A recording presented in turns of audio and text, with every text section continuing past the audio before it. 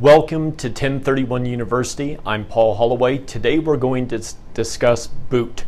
What is boot under 1031 of the tax code? We are not dealing with what we wear on our feet, but we are dealing with anything that is not considered to be like kind to what you actually purchased to complete your 1031 exchange.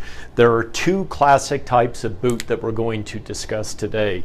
The first one is cash boot. The second one will be mortgage boot.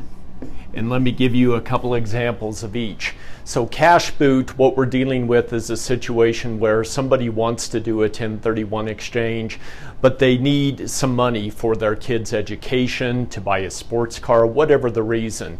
If they tell us up front that they wish to have some cash, we can actually carve that part outside of the 1031 exchange and allow them to take the cash.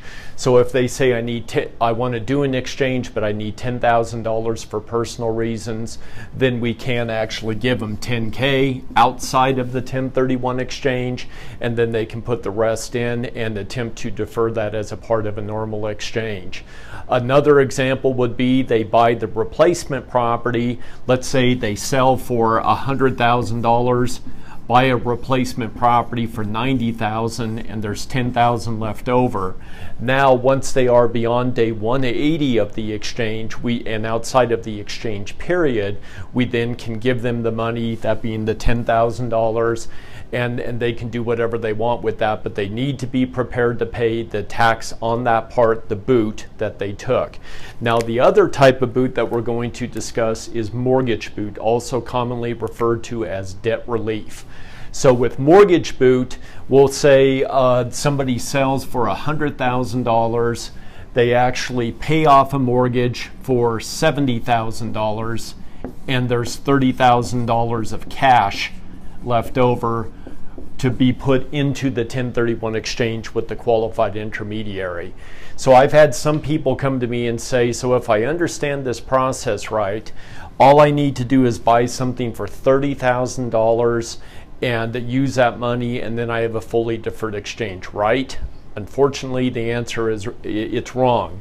So that is a piece of the overall process to defer your tax under 1031. But if you just simply relieve yourself of this mortgage that you paid off at time of closing, that is called debt relief, and it's just as if you put cash in your pocket.